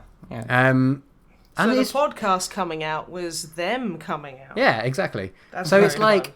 I've only listened to the first 2 or 3 episodes, and there was like an intro episode, and then there was an episode about language where they were talking about pronouns and labels and stuff like that, and then the next episode was about clothing and like, you know, how you're meant to dress, or how you're, you know, how society says you're supposed to dress, and then how you can go against this or just feel basically wear whatever the fuck you want. But it's very unorganised, because I think it's not like something where they sat down and had a script or had an idea of what they were going to talk about, because they're discovering themselves at the same time as recording it. So it's a little bit back and forthy, and it's just them chatting to mates and chatting to people, so it's not like particularly highly produced. But I've just found it quite interesting. It's just having like, you know, various friends who are non-binary and things. It's like, it's interesting to learn more about this just from like another source, just to get a bit more of a sort of understanding myself as well. It's really interesting, and whether it's, you know, absolutely perfect, because it is them sort of exploring things and discovering things, whether it's exactly perfect, and obviously it doesn't, I mean, non-binary by definition is a broad spectrum, right? Yeah, so it's a pretty it obviously large umbrella. isn't going to match up exactly with, I'm not saying, you know, listen to this one person exploring how they think about themselves means that I now understand all non-binary people, because that's bullshit. But it's just, you know, it's just as a way of sort of learning more about it and exploring things. I've been quite enjoying it. No, that sounds So very cool. if anyone's interested, I'd recommend it. Yeah, I think that is me done. Okay.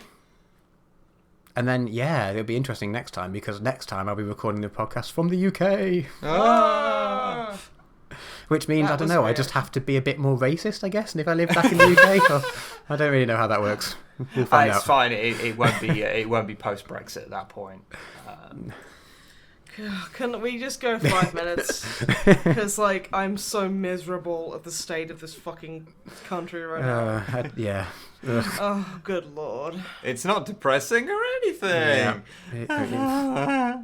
Who knows? I mean, as of yesterday, it might be possibly a bit better, but... Or at least the bad is delayed, possibly, or will be delayed. And by the time you listen to this podcast, you'll find out exactly how misplaced or valid that faith was. Yeah, this is true.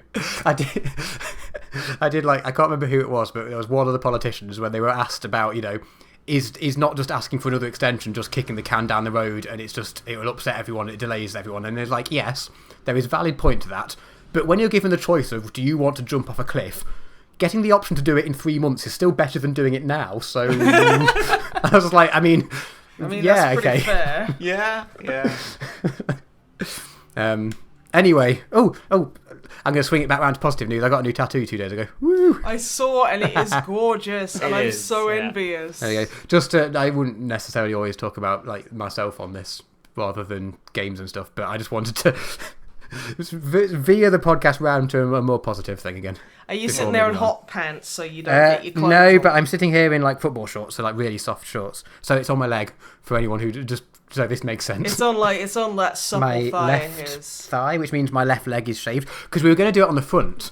So he saved like the front of my thigh, and then we decided that it was actually going to be better on the side. And I was like, "Dude, you're the artist. Like, you put it where you want to put it." Because, and he was like, "Well, it curves around less on the side." So like, basically the majority of my left leg is shaved now, which is fun.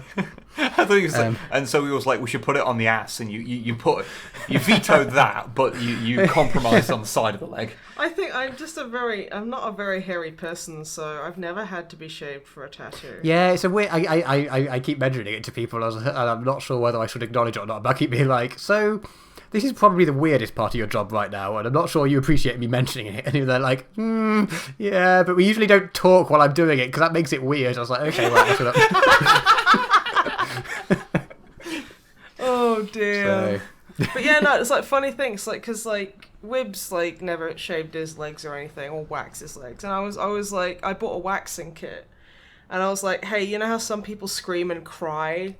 Like, you see some guys with YouTube channels basically going, yeah, I'm gonna get my legs waxed. Then they start literally screaming. Yeah. I waxed, like, a big chunk of Wibb's leg, and he was just like, oh, yeah, that stings a bit, but okay. And I was like, yeah, that's literally how much it hurts. Those people, they're... really playing up for it. It sounds like they're playing it up for effect. Yeah. I mean, not that you wouldn't know that anyway, since it's, I mean, like societally normal for women to just do it all exactly. the time. I don't want to make any judgment on the channels that do that, but I'm fairly sure that people who are filming videos doing that are thinking that people are going to find it hilarious that, lol, they're male and they're waxing their legs. So yeah, it's like, no, like, body, fucking... Yeah, anyway, no, come on, we're meant to stay on positive notes. Okay.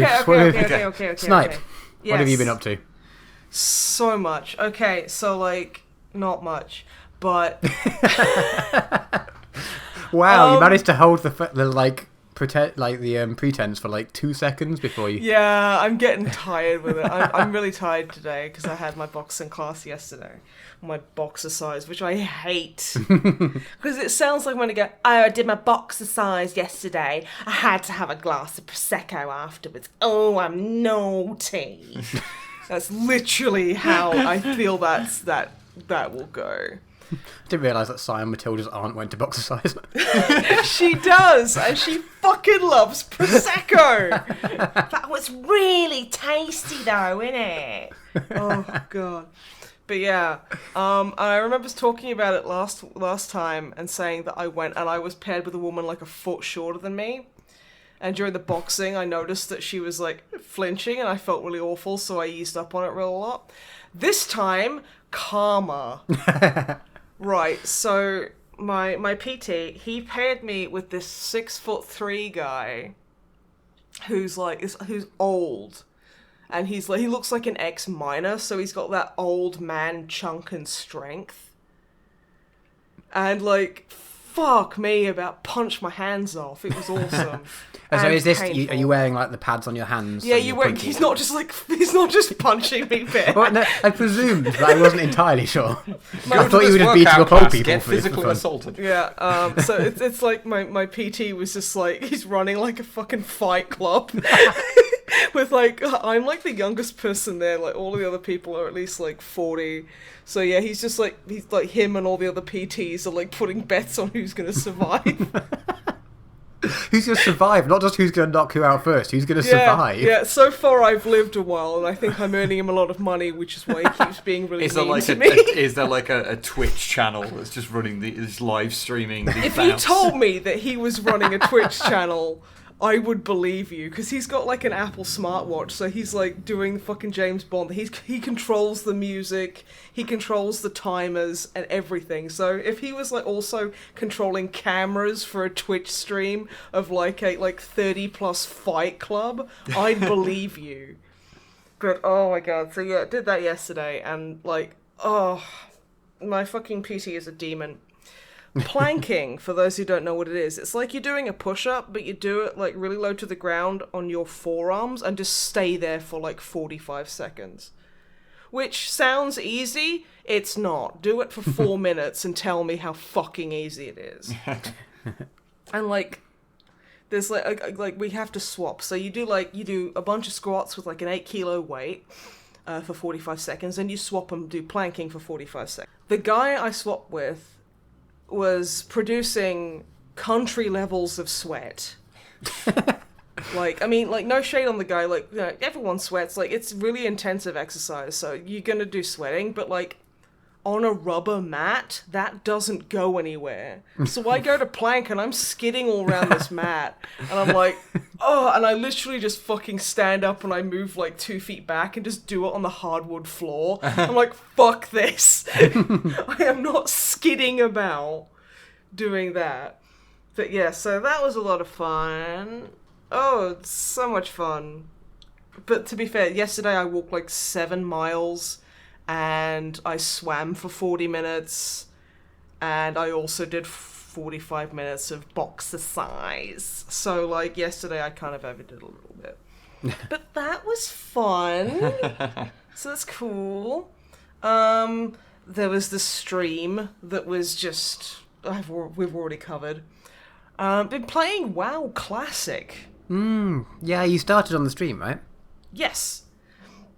Well, I started a character just to kind of see, just to see a little bit, about, I think it was half an hour before the stream or something. I was I'll just give it a quick go, create a character, see how that's going. But yeah, I started, because on the stream I was doing an Iron Man mode, which is basically, you can't use anything above a white quality weapon, you can't get boosted, you can't, yeah, there's loads of the actual Iron Man rules are so much more intricate and severe, and I just went for not gonna have anything above a white, and if I die I delete my character, which is the 2 core kind of elements for me. Your character, who is named Molar Thief. But yeah, I decided to go Undead Warrior because I didn't want to go Night Elf Rogue or something where I can just oh no, I'm nearly dead, vanish. I didn't want to do that. I wanted to, if I was going to die, I wanted to fucking die. You know what I mean? Which is a sentence I've said now. There were a few times where I got super close. Yeah. I think there was, because in WoW Classic, it's so much different to retail. If you fight someone of your level, matching level, if you fight an enemy of your level, it's it can still take you, a minute to kill them. And they'll do a lot of damage to you, and it takes a lot longer to level up, and it's a lot harder to get money and find decent gear. It's just WoW hard mode. Honestly, I was impressed that you were up to you got up to level 10 or something. Yeah, level 10. I think when I played I think I played in Burning Crusade era possibly, but I think I got in like a few months. I got to level 17 or something. Yeah. So it's tricky. Like everyone I'm playing with, I think the max level is 26, but he's playing like all the fucking time. But all the rest of us are like level 10, level 15. But it's like, honestly, I'm really enjoying it just because it's well, to me, it's a new take on like, because I'm used to retail and I'm used to like, oh yeah, all these things like, you know, you can go around and you can pull multiple things at a time. You basically never run out of mana. You barely ever have to eat or drink anything to regain mana or like health. It's just like, you know, you're just this big powerhouse wandering through shit. Whereas in this, it's like you have to stop every few fights and have something to eat or heal yourself. And it's just really interesting because it's so different from what I'm used to. I mean, you like me, you really started playing in Cataclysm. Like early-ish Cataclysm, because werewolves. I was determined to fucking play it. So, like, you know, it was still a lot more streamlined and a hell of a lot easier by that point. And a lot quicker to level up and stuff. So it's just like, I mean, I really like WoW. I really like the way it plays. I like the lore. I like the characters. I like the races. So it's just really interesting to kind of see that through a different lens. It's just really refreshing to me. So I guess you're not the chief demographic for WoW Classic, because it's a nostalgia thing for most people. Well, I mean, like half the people I'm playing with haven't played since like Vanilla or Burning Crusade or Lich King at the very latest. So they're all like really enjoying like fucking like Alpha Boost's character as a hunter still has mana. And I'm like, shit, oh yeah, hunters used to have mana. And like, I'm coming in going, hey, so shamans can wear mail, and he's like, fucking what? And just kind of like the little bits and how Orgrimmar is completely different to modern Orgrimmar. And like the Zeppelins are outside of Orgrimmar. Weird. Instead of being like in the center where you catch the lifts up. Yeah. Yeah, no, they're just on the outside, and it takes forever for them to show up. So you tend to play the jumping game while you're waiting for the Zeppelin to arrive, so you just keep doing jumps, and then everyone else starts joining, because there's about 10 people there. But yeah, it's like, it's interesting and different, and there's no flying mounts, and I'm really wanting to get my Warwolf. What level is it before you're going to have 40. a mount? Jesus. The 60 is max level. 40 is when you get your first mount. I'm level 11 now on my main, who's an orc shaman. She's amazing. And yeah, it's oof. But the thing is, it's like, I don't know. It's like, it's making me appreciate the lay of the land. It's helping me appreciate how big the fucking world is. And like, you start to like pay attention to little things like signs, because like it doesn't mark things on your map. It like quests, there's no arrow on the minimap, there's nothing like that. I've installed a few add-ons to help me basically, like, so it shows you on the map, like, oh, do you need to kill these things, or do you need to collect things? And there's like a sword if you need to kill them, and a bag if you need to collect something from them. So that's made it a bit easier. And it's like, yeah, it's very engaging for me, because again, it's so different to what I'm used to. I'm actually really enjoying it, and I've got like friends to play with, so that makes everything so much better. Because I'm on an RP PvP server, I occasionally get people coming up to me and being like today I was in Brill, because I as an orc I'm leveling in the undead starting area, because there's like color there and trees, and I like it so much. You don't have to deal with the fucking barons. I don't have to deal with fucking barons chat. Ugh. That's the first thing you got to do, is leave the fucking general chats and stuff, because people are disgusting. And like this undead starts chasing after me going, "You there, traveller, halt!" And I'm like, what? Because my orc's she's a bit snappy. She's an orc. She's an orc, yeah. She's like, what?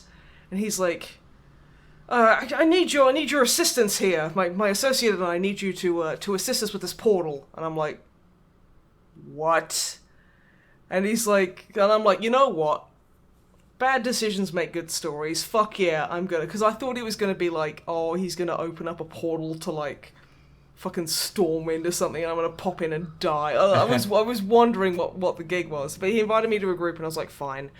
And it was just a summoning thing. And, like, there was, like, his orc bodyguard was stood there next to him. And, like, I was like, okay, so I help summon somebody. And I summon a troll. And she's, like, here. And she chucks me 20 silver. And I'm like, fuck. Because that's a lot of money to me. And I'm like, okay, I pocket that. And it's like, and once more, I'm like, fuck yeah, if you're paying. So I get, like, 50 silver out of this. And I'm like... This is the easiest money I've fucking made. This is fantastic. That was great. But yeah, no, it's really, I've been really enjoying it. And I honestly thought it would suck. I thought it would be miserable, but no, I'm really enjoying it. There's so much extras in modern day WoW. Well, modern day WoW is like... It's bloated, it's like, I mean, like, I still enjoy it and I like it a lot, but it's still like it's fun to see it all stripped back and very basic and like okay. Yeah, but they're also like the personal like character stats are like so much more kind of like AD&D level, so you have resistances and little things. And I partnered up with a guy the other day to do a quest, and I forgot about the need or greed rolling because it's not personal loot anymore. Yeah, and it's like fuck. The need and greed system that just feels like it was put in there to cause arguments. Really? Yeah, very much so. I honestly, WoW is an interesting thing because modern WoW is like 15 years worth of new systems, expansions, rebalancing, extra lore being tacked on, extra but all places. of that thrown on top of each other over and over again, and then attempts every 5 years or so to rebalance the entire thing. So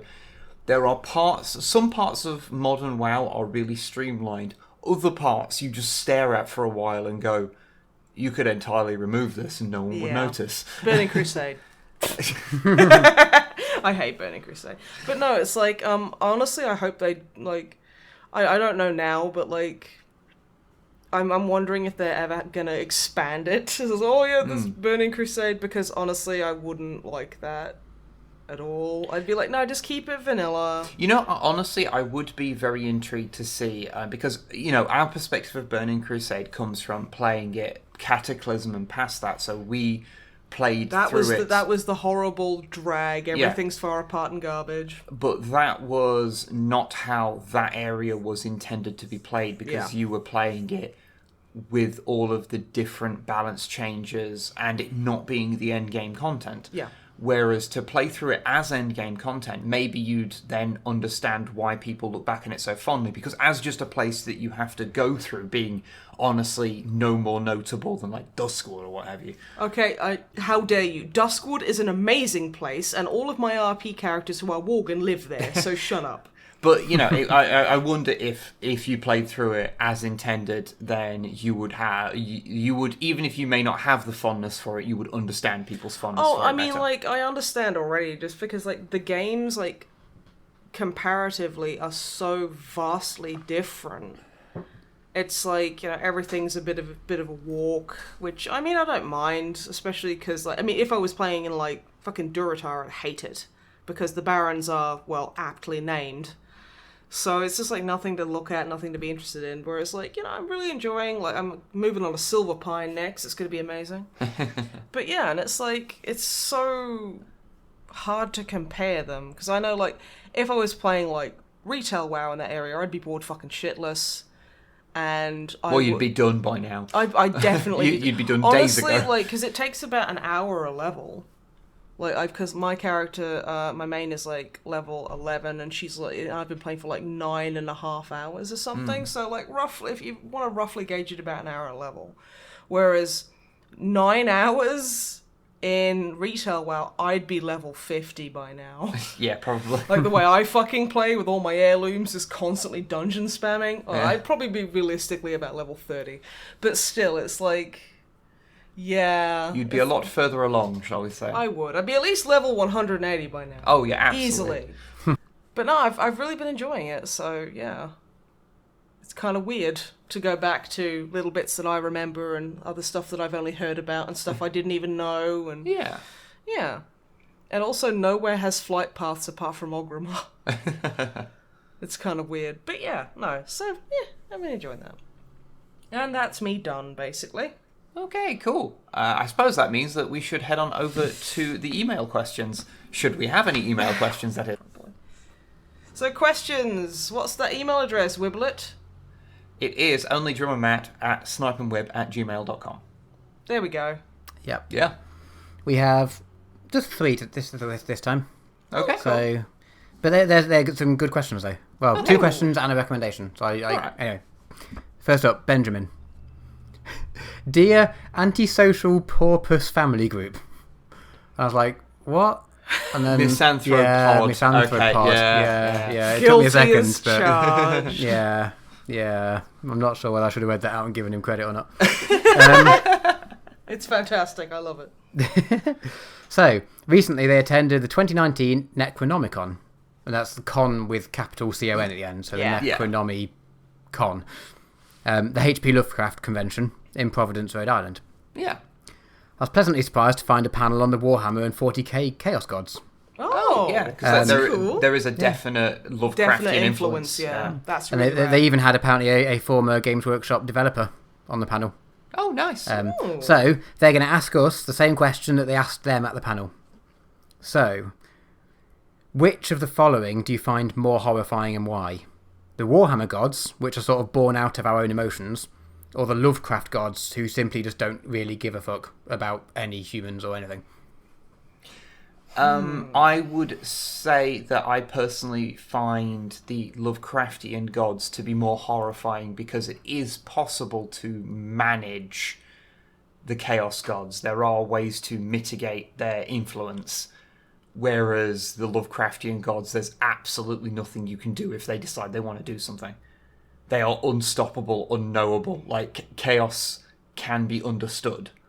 Whereas Chaos has a logic to it. Yeah. And an intelligence to it. Whereas because the old gods in Lovecraft they tend to be referred to as like idiotic or just like meandering and just these like weird like just animals that will just go and like they'll just go and tear a hole in something because they're animals and they'll go do that. Well, I think there's a distinction to be made from Lovecraftian creatures and the gods of Lovecraft. Dagon is described as blind and idiotic. Yeah.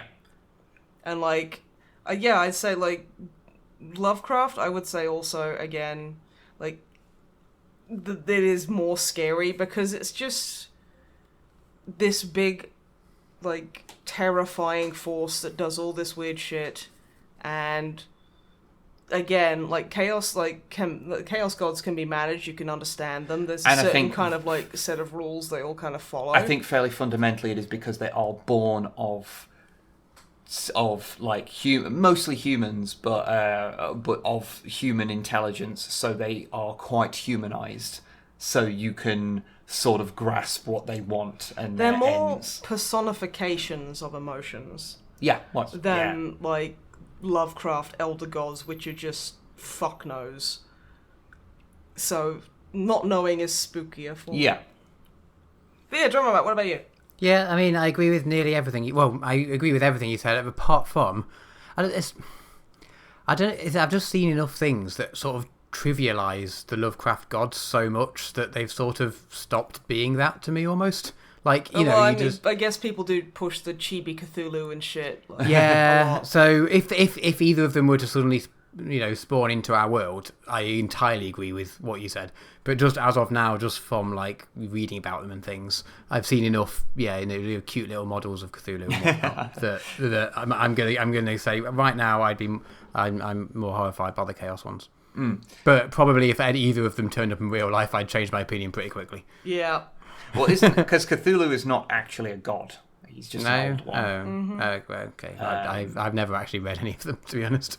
If I remember correctly, it's one of those things that if you say the wrong one, Lovecraft fans get very annoyed at you.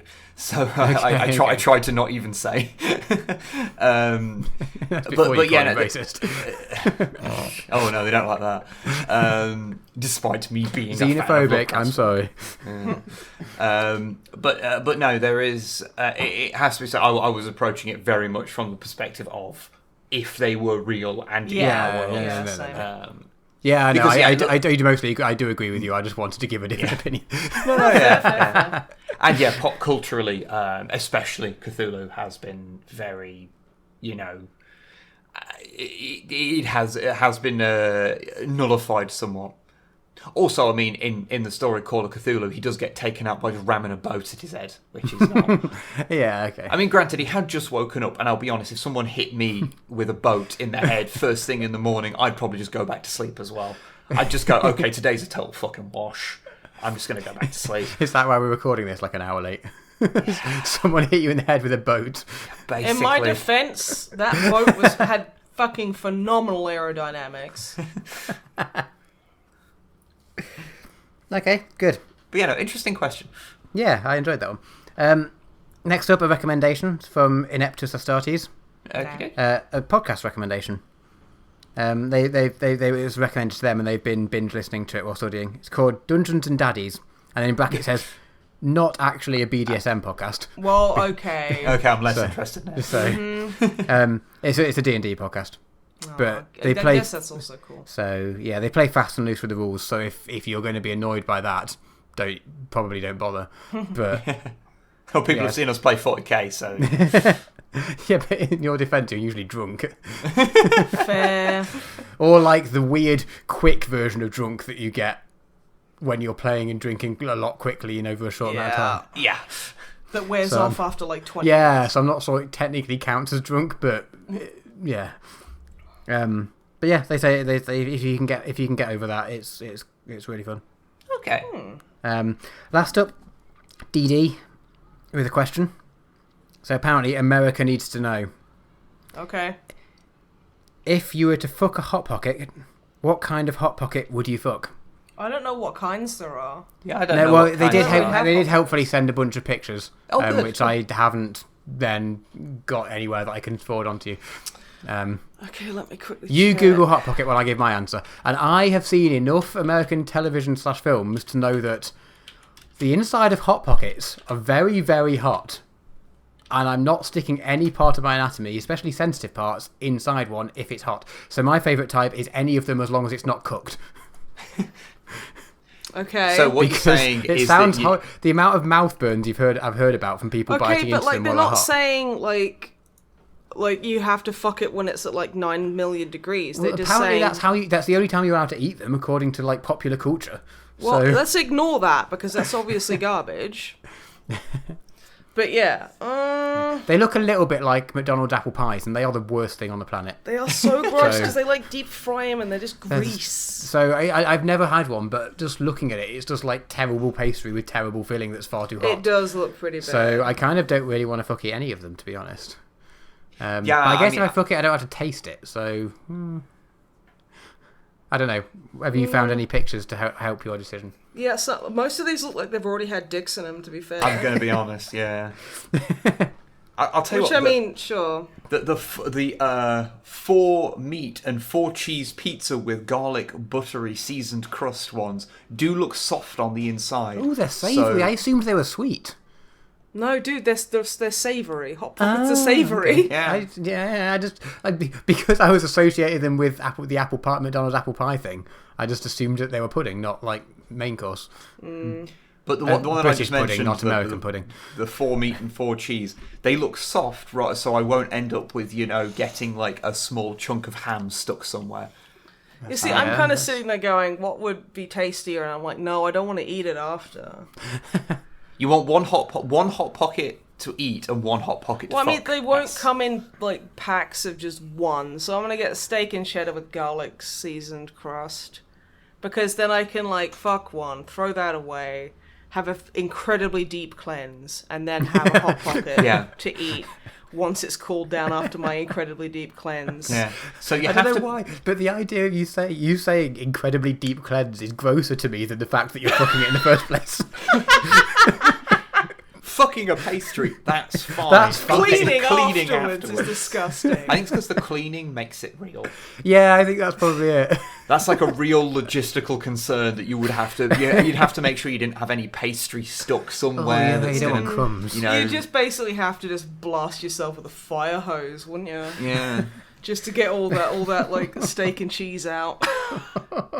I think that is a very dignified place to leave the podcast. However, Matt, you did not make a decision of a flavour. We at least put forth a flavour. Okay, you have to make a decision. Okay, you're going to have to wait a second while I Google these things. Okay. Actually, hang on.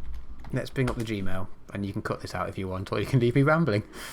I might leave you rambling. Let's see how you go.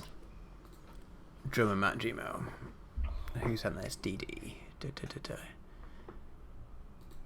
This is good content. Right. So the pictures that were sent through, we have a crispy crust pizzeria, which is pepperoni pizza in a crust. That sounds sexy. Philly steak and cheese, which looks disgusting. And it has a croissant crust, which I assume is nothing like an actual croissant, so I can't have that one having been to France. Mm-hmm. Ham and cheese, that looks... Okay, that's alright. Is it fuckable, though? Applewood bacon cheddar cheese melt. Ugh. Or meatballs and mozzarella. So yeah, as I said, I'm ruling out the croissant one because it's offensive. Yep. The crispy crust. See, crispy crust might actually be useful because as long as the soft... Then you've got a solid grip on Exactly. That's what I'm thinking. The other ones don't mention anything about the crust being particularly hard or soft. So yeah, I'm going to go with this. It's a crispy crust pizzeria, pepperoni pizza in a crust. Oh, but what if it starts flaking and you get like crumbs underneath your foreskin or something? I think that's going to happen regardless. I mean, yeah, that's something like that is going to happen. Then you have the super hazard. deep cleanse. Yeah. So yeah, that's my answer, I think. But I mean, yourself down. I don't want them hot though because that's the only thing I know about Hot Pockets is that they're too hot. Literally too hot to fuck. Well, if you froze them, you could cram them in your bum. I guess it's like quite versatile, depending on what you want to do with one. Yeah, you can fuck them or you can not. You know when you say things on the podcast and you go, I feel that one day this is going to be used against me in court. Haha, too bad I don't have any shame or lawyers. So we that's the last question, ain't it? That is the last question. Yeah. I'm so glad we fucking ended on the Hot Pocket shagging. This is great. That's the tone which we have struck, and it will forever remain in people's minds that is what we're about. If you're going to have sex with something that's been in the oven, let it cool down first. Do the elbow test before you put any part of it in you or your parts in it. As a general rule, I feel it's probably a good idea to not actually, wherever possible, not to engage in any form of intercourse with any food. Well, I mean, as long as you know what you're getting into and you're being safe around it, I don't think there's a problem. Yeah, but a lot of it's not really designed for it, and it can break off. In you. Yeah, like I say, as long as you know what you're doing. You don't shove a carrot down your fucking urethra, you'll be fine. Okay, no, stopping the podcast. Yeah, no, it's gone now. It's done. Okay, the moment has passed. That was a great fucking 10 minutes. Thank you very much for listening to this podcast. Bye-bye, everybody. Goodbye. Bye.